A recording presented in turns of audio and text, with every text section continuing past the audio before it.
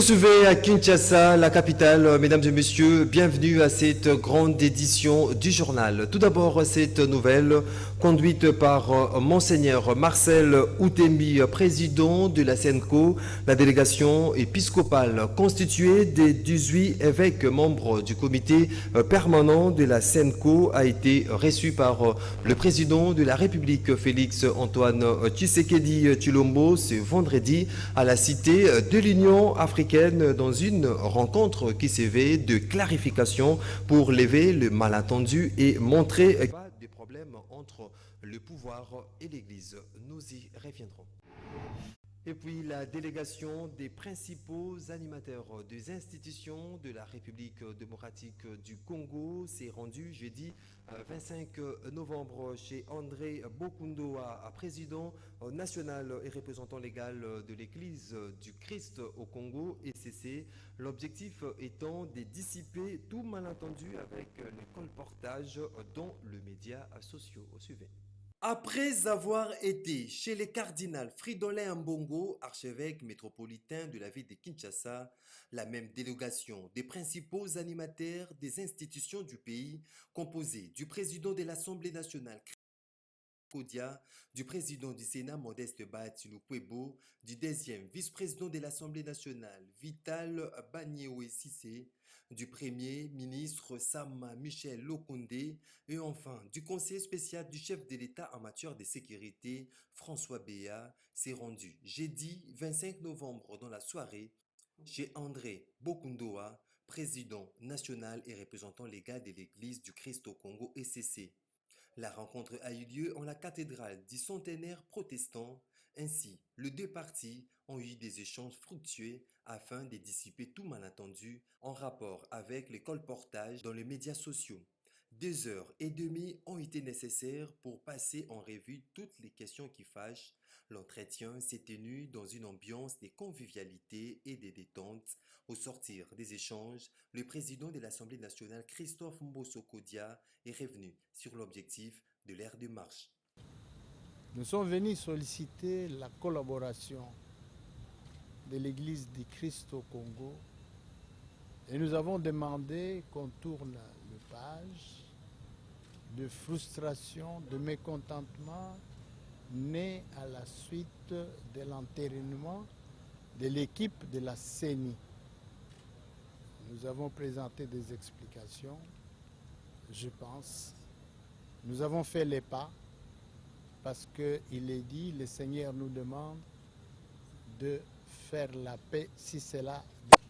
Il est révérend André Bokundoa d'appeler les uns et les autres à privilégier les consensus dans les discussions. Leur présence ici chez nous, c'est d'abord un honneur pour nous, un honneur pour l'Église, parce que nous sommes dans le pays et nous devons collaborer avec les institutions du pays. Les messages, comme je l'ai dit à les honorables excellences, c'est que nous, Congolais, nous devons privilégier le consensus dans nos discussions, dans tout ce que nous vivons dans les pays, pour la paix de tous.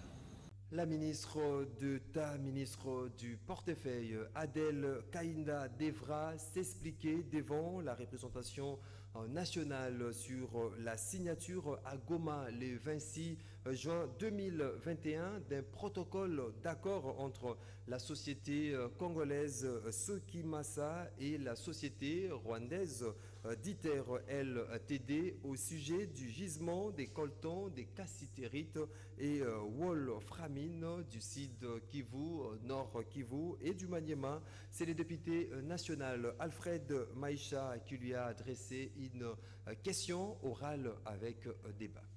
Adèle Kainda, ministre d'État, ministre du portefeuille, devra s'expliquer devant la représentation nationale au sujet de la signature à Goma le 26 juin 2021 d'un protocole d'accord entre la société congolaise Sakima SA et la société rwandaise Ditler LTD au sujet du gisement du coltan, de cassitérite et wolfranite du Sud Kivu, Nord Kivu et du Maniema.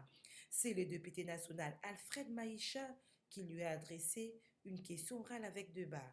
Le président de la Sakima, le nommé Fidel Bassemane Kassongo, alors qu'il était en suspension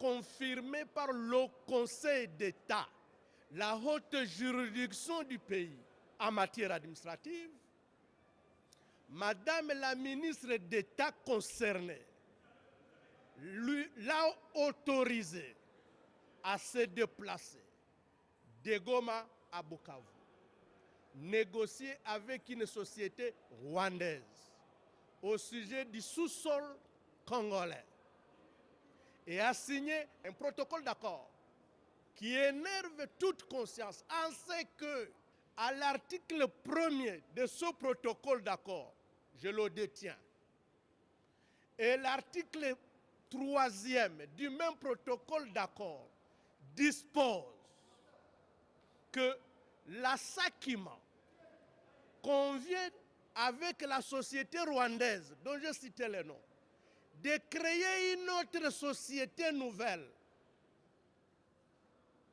et de transférer tous les permis de recherche, tous les permis d'exploitation, bref, tous les gisements, provinces, le sud, le nord Kivu et le Maniema, appartenant à la Sakima, société congolaise, à une nouvelle société à créer ensemble avec une société rwandaise. Et c'est sans contrepartie. Tout à fait autre chose à présent. Arrivé à Bruxelles ce vendredi, le ministre congolais de la Santé publique, Hygiène et Prévention, le docteur Jean-Jacques Mbungani, va échanger avec certains responsables belges de leur expérience sur les Covid-19. Suivez. À la tête d'une délégation de membres de son cabinet et techniciens de son ministère, le ministre de la Santé publique, Hygiène et Prévention de la RDC, Dr Jean-Jacques Mbungani, va entreprendre une série de rencontres avec quelques responsables dirigeants belges, notamment sur la gestion de la pandémie Covid-19 et autres épidémies qui touchent la République démocratique du Congo. C'est dans la matinée de ce vendredi 26 novembre 2021 que le numéro 1 de la santé publique, hygiène et prévention de la RDC est arrivé à l'aéroport international des Aventines. Je viens juste d'arriver avec une délégation du ministère de la Santé publique, hygiène et prévention. On est ici dans le cadre d'une visite avec quelques personnalités du Royaume de Belgique et aussi des responsables des institutions. Il est important d'échanger sur l'expérience que nous avons en RDC sur la pandémie Covid-19 et également observer ce qui se passe ici en Europe et particulièrement en Belgique. Donc la semaine sera nourrie de beaucoup de rencontres et je sais que vous nous accompagnez dans ces différents rendez-vous. La situation de la pandémie Covid-19, même en Belgique, est devenue très préoccupante. Nous verrons en fonction des agendas des uns et des autres ce que nous rencontrerons dans le but d'échanger sur la situation que nous connaissons. Sur les registres de rencontres officiels, le Dr Jean-Jacques Mbungani pourra rencontrer son homologue belge de la coopération et visitera aussi l'Institut de médecine tropicale d'Anvers. Vous le savez peut-être sans doute, Willy Bakonga, ancien ministre de l'enseignement primaire, secondaire et technique, a été libéré par grâce présidentielle jeudi 25 novembre 2021. Rappelons que Willy Bakonga a été condamné pour blanchiment d'argent et transfert illicite des capitaux. Suivez plutôt ces papiers commentaires de Nadine Tchochi Gombo. Condamné en mars à 3 ans de prison pour blanchiment d'argent, l'ancien ministre de l'EPST, Willy Bakonga, a été libéré ce 25 novembre après 7 mois d'emprisonnement à Kinshasa. À en croire la défense de l'ex-ministre, cette libération fait suite à la faveur d'une grâce présidentielle. 3 autres prisonniers ont, comme Willy Bakonga, bénéficié d'une grâce présidentielle. Rappelons que l'ancien ministre de l'EPST avait été condamné pour blanchiment d'argent et transfert illicite des capitaux vers l'étranger par la Cour de cassation. Par ailleurs, son fils Joël Bakonga avait été condamné à 6 mois de prison dans la même affaire. Ils avaient été incarcérés à Makala. Maître Clément Moussa Akaembe, secrétaire exécutif de l'ECD Tchangou, a, au cours d'une interview exclusive accordée à votre rédaction, confirmé de la tenue ce samedi 27 novembre 2021 à Kinshasa de la marche du CALCC et Milapro pour dire non à la politisation de la CENI et oui à un consensus autour des réformes institutionnelles. Suivez. Il y aura bel et bien marche ce samedi 27 novembre à Kinshasa pour dire non à une CENI politisée et oui à un consensus autour des réformes institutionnelles, déclare Maître Clément Moussa Akaembe, secrétaire exécutif de l'ECD Tchangou, une marche appelée sous l'initiative du CALCC et Milapro, interdite par le gouverneur de la ville de Kinshasa, Jean-Tini Ngobila. Je confirme à l'ensemble de notre peuple, particulièrement les Kinoises et Kinoises, que la marche de ce samedi est bel et bien confirmée. Nous aurons 3 itinéraires. Le premier, la population de Tchangou et Moamba, avec comme point de chute les palais du peuple.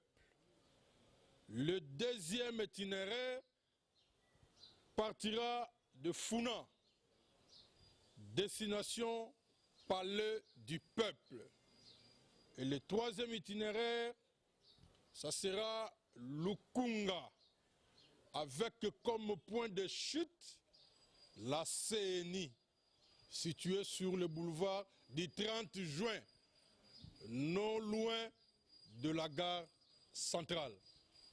Nous appelons l'ensemble de notre peuple, les Kinoises et Kinois, de venir très nombreux. S'agissant de missions d'apaisement menées par le chef des institutions du pays auprès de l'Église catholique et protestante, Maître Clément Moussa Akaembe indique que le point majeur dans tout reste le consensus. Je pense que nos pères spirituels sont en train de jouer leur rôle, leur mission prophétique pour ces pays. Ce qui est tout à fait normal et qui doit faire plaisir à l'ensemble de notre peuple. Nous sommes dans cette démarche en tant que force politique et sociale autour du CALCC et de Milapro. Donc le but, c'est d'avoir un consensus. Encore que nous allons manifester pacifiquement, encore que la Constitution nous donne les droits de manifester. C'est-à-dire que nous sommes tous sur le même chemin, la recherche du consensus autour de la question de la CENI. Kadima doit partir si nous voulons que ces pays se remettent sur le rail de la consolidation de la démocratie. Dans un autre registre, le gouverneur de la province du Sud Kivu, Théo Ongwa Bidje Kassi, et tout son gouvernement sont visés par une motion de censure signée par 12 députés provinciaux, a été déposée ce vendredi 26 novembre 2021 auprès du président du bureau de l'Assemblée provinciale. Autre détail avec Gisèle Olivier Toko.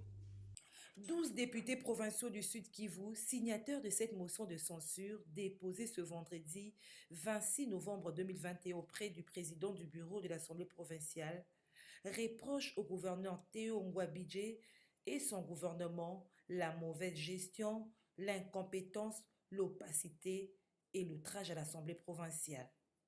Ainsi appellent-ils leur père à accompagner cette action en adoptant et en votant cette motion pour sauver la province. Le gouverneur du Sud Kivu, Théo Ongwa Bidje, il faut le dire, n'en est pas à sa première motion. Lors de la session de mars de l'année en cours, il avait échappé à une autre motion de défiance. Les motionnaires lui reprochaient toujours la mauvaise gestion et le détournement. Parlons à présent de la conférence sur la masculinité positive. Les chefs d'État africains se sont engagés dans des approches de masculinité positive pour mettre fin à la violence contre les femmes en Afrique. En réaction, la présidente de la Ligue des femmes et jeunes filles instruites pour le développement, Régine Mbombo, souhaite voir l'effectivité des recommandations. Il est interrogé ici par Émile Mouyaya. Notre président et les autres ensemble avec lui sont vraiment déterminés. Régine Bombo, présidente de la Ligue de filles et femmes instruites pour le développement, attend la matérialisation de l'engagement de mettre fin à la violence contre les femmes en Afrique pris par 6 chefs d'État lors de la conférence sur la masculinité positive tenue à Kinshasa. Nous aimerions voir l'effectivité et nous voulons aussi voir tous les hommes s'adhérer derrière et pour être des hommes genrés, pour aimer les femmes et ensemble mettre fin aux violences basées sur les genres. Comme le thème le dit, je me lève et je m'engage pour mettre fin dès aujourd'hui aux violences basées sur les genres. Alors, le président est debout pour mettre fin avec ses collègues présidents. Donc, je sais que l'Afrique sera vraiment un paradis où les hommes et les femmes s'aiment et s'entraident mutuellement pour le développement. Et je serai très contente que tous les hommes adhèrent dans l'idée de ces chefs de l'État pour qu'ensemble nous puissions aller de l'avant. En société, un accident de circulation s'est produit ce vendredi 26 novembre 2021 sur le boulevard Triomphal. Un élément de la police nationale a été renversé par un véhicule que conduisait une jeune femme. Cette dernière a pris fuite et le policier en est sorti avec de blessures graves. Il a été conduit par le passant dans un hôpital de la place. Constat établi par Gisèle Oliveto.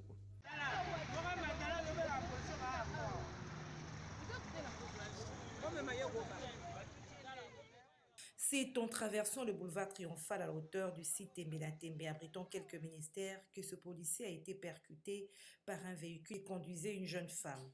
Cette dernière a pris la poudre d'escampette. L'homme en uniforme en est sorti avec des blessures graves. D'autres détails sur son état de santé après s'être renversé par ces véhicules en fuite seront connus à l'hôpital où l'on conduit les passants.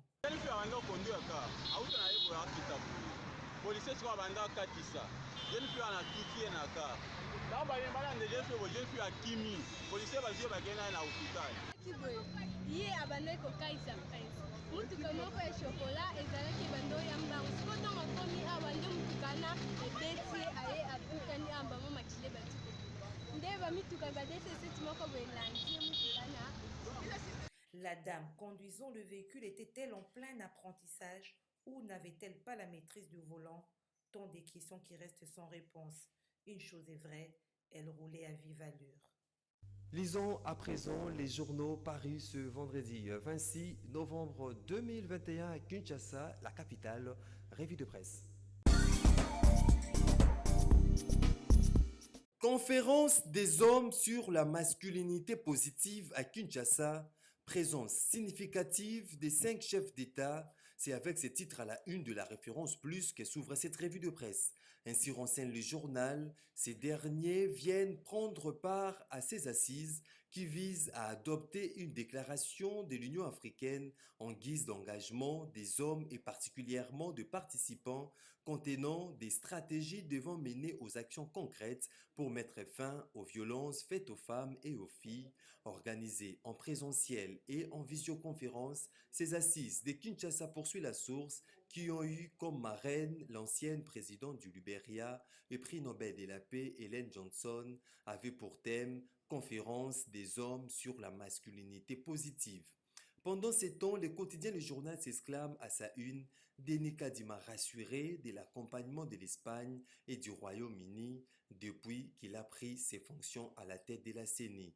Ainsi rapporte-t-il, Denis Kadima déploie une intense activité en multipliant des contacts indispensables devant contribuer à la bonne marche du processus électoral dont le terminus sera le scrutin prévu en 2023. Denis Kadima, cité par le quotidien, a échangé avec le chef de mission diplomatique d'Espagne, Carlos Robles, et celui du Royaume-Uni, Emily Matman.